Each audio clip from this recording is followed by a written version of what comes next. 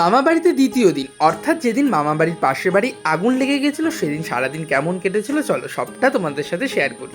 সেদিন সকালটা আমার আর কাকাতোয়ার একটু দেরিতেই শুরু হয়। সবাই ঘুম থেকে উঠে পড়লেও আমি আর কাকাতোয়া সেদিন একটু দেরিতেই উঠেছিলাম। উঠে ম্যাঙ্গোকে একটু আদর করতে করতেই দেখি জোড়া ইলিশ।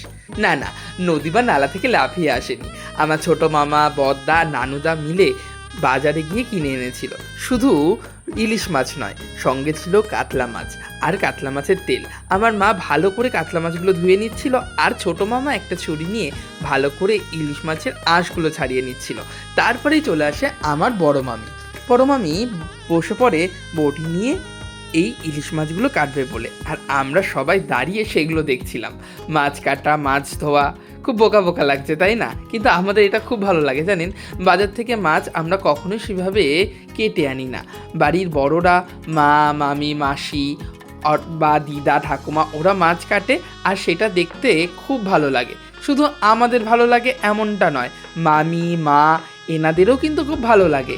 ওনারাও মাছ কাটতে বাড়িতেই বেশি পছন্দ করে, বাজার থেকে কেটে আনলে একটু বকাবকিও করে, কারণ বাজারের সব সময় মাছ কাটা পছন্দ হয় না। আর এই যে আমরা বেশিরভাগ সময় ইলিশ মাছ 2 ছোয়া করে কেটেই খাই, মানে মাঝখান থেকে ফালা করে কেটে, তাতে মনে হয় যে তেল মশলা আরও ভালো করে ঢোকে। এইদিকে কিন্তু ভালো করে ইলিশ মাছগুলো কাটা বাছা হয়ে গেছে। তারপরে নুন দিয়ে দেওয়া হয়, নুন দিয়ে বেশ কিছুক্ষণ মেখে রাখা হবে। আমরা সবাই মনে করি যে নুন একটু ইলিশ মাছে মাখিয়ে রাখলে ইলিশ মাছের স্বাদ আর একটু বেড়ে যায়। তোমাদের কার কার এরকম মনে হয় অবশ্যই জানিও কিন্তু। তারপরে চলে আসি ছোট মামার বাড়িতে।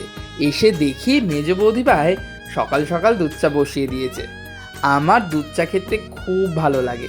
অনেকের নাকি গ্যাস অম্বল হয়ে যায়, কিন্তু সকালে দুধ চা না হলে আমার মনটা যেন একটু ভালো লাগে না। এসেই যখন দেখি সকাল সকাল বৌদিভাই দুধ চা করছে, দেখেই তো মনটা একদম খুশিতে ভরে ওঠে। শুধু দুধ চা ছিল না, সঙ্গে ছিল মুড়ি মাখা। হ্যাঁ, আমরা সবাই সকালবেলা মুড়ি চা দিয়েই সকালটা শুরু করি। আর এইদিকে আমার ছোট মামি, সেদিন যেহেতু ছিল বৃহস্পতিবার, মামি গাছের ফুল দিয়ে সুন্দর করে সিংহাসনটা সাজাচ্ছিল। ছোট মামির এবং রিজু ভাইয়ের পুজো দিতে কিন্তু অনেকটাই সময় লাগে। বেশিরভাগ দিন রিজু ভাই পুজো দেয়, আজকে ছোট মামি দিচ্ছিল। ছোট মামি খুব সুন্দর করে গুছিয়ে পুজোটা দিল। এরপরে ম্যাঙ্গো তো অনেক রেগে গেছিল। অনেকক্ষণ বড় মামিকে দেখতে পারেনি ম্যাঙ্গো, সেই জন্য যখনই বড় মামি বাড়িতে এসেছে ব্যাস ম্যাঙ্গো তো খুব রেগে যায়। আসলে ছোট মামা বাড়িতে অনেকক্ষণ ধরে রান্নাবান্না চলছিল, বড় মামি সেখানেই ব্যস্ত ছিল, সেই জন্য ম্যাঙ্গো এত রাগ করেছে। পরে যদিও দাদাকে শান্ত করে দেয়। এবার আমাদের সকালের খাবারের টাইম হয়ে গেল।